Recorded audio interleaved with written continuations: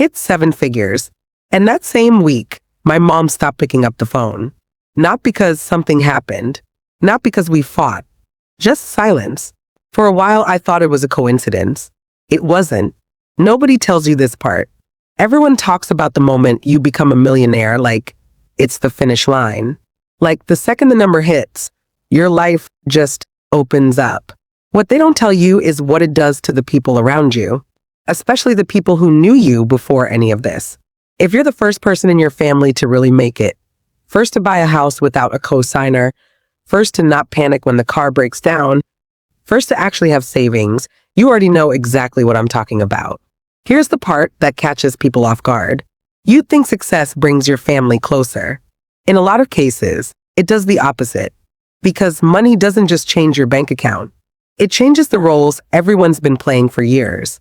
You were the one who needed help. Now you're the one who's supposed to give it. And nobody voted on that. It just happened. Let's talk about why this happens. Because it's not personal, even though it feels personal. Point one, you didn't just get money. You got a new job title nobody asked you if you wanted. The second your family finds out you're doing well, you're not just their son, daughter, sibling, cousin anymore. You're the safety net, the favor, the loan, can you help me out this month? And here's the trap. If you say yes every time, you're seen as generous. The moment you say no even once, you're suddenly selfish, ungrateful, forgot where you came from. That shift can happen in a single conversation. Point two, your growth accidentally becomes their mirror. This one's harder to say out loud, but it's true. When you change your life, it forces the people around you to look at their own. Not because you're bragging, just because you exist differently now. And some people can't sit with that comparison without resentment creeping in. It's not really about you. It's about what your success makes them feel about themselves. Point three, old family roles don't update automatically. If you were the responsible one growing up, that role doesn't disappear just because your income changed. It gets heavier. Suddenly, you're not just responsible for yourself. You're expected to be responsible for everyone. And saying, I can't start sounding to them like I won't. Point four, boundaries get mistaken for betrayal. This is the one that breaks people. When you finally protect your time, your money, your peace, some family members don't hear, I need space. They hear, I don't need you anymore. And that fear of being left behind is what turns into anger. Anger is just fear wearing a louder outfit. Point five, silence can be grief, not punishment. Sometimes the distance isn't hostility. It's your family quietly grieving the version of you they understood. The one who needed them.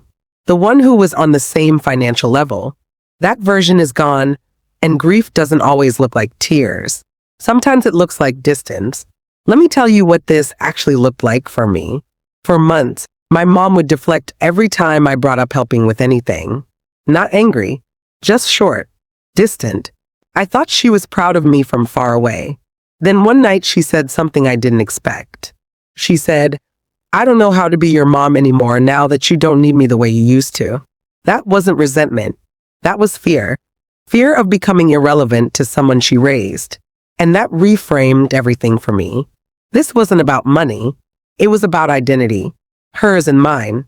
So here's what actually helped. Not a script, not a guilt trip, just a shift in how I showed up. The actionable part. First, separate the role from the relationship. You can still be someone's daughter, son, sibling, without being their emergency fund. Say it plainly without apologizing for it. I love you, and I'm not going to be able to fund this. That doesn't change how I feel about you. Second, give reassurance before you give boundaries. Most family conflict around money isn't about the money. It's about fear of losing connection.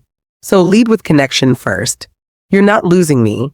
I'm just building something, and I need you here for the version of me on the other side of it, not just funding the version of me right now. Third, let people catch up in their own time. You don't owe anyone an instant, graceful reaction to your growth. Some people need 6 months. Some need 2 years. Some never fully catch up. And that's a loss you're allowed to grieve too. Here's the part one wants you to sit with. Becoming financially different from the people who raised you is one of the loneliest kinds of growth there is. Nobody prepares you for it because nobody talks about it. Everyone talks about the money. Almost nobody talks about the distance that can come with it. But here's the truth that actually matters. The goal was never to stay exactly where you started, just with more money. If you grow and nothing around you shifts, not one relationship, not one role, not one boundary, you didn't actually grow. You just got richer standing still. Real growth is supposed to rearrange things. It's supposed to be uncomfortable for a while. That discomfort isn't proof you did something wrong. It's proof you did something real. So if your family's still adjusting to who you're becoming, give it time. Give yourself grace. And don't shrink your progress just to make the silence less loud. Because the version of you on the other side of this is going to need everything you're building right now.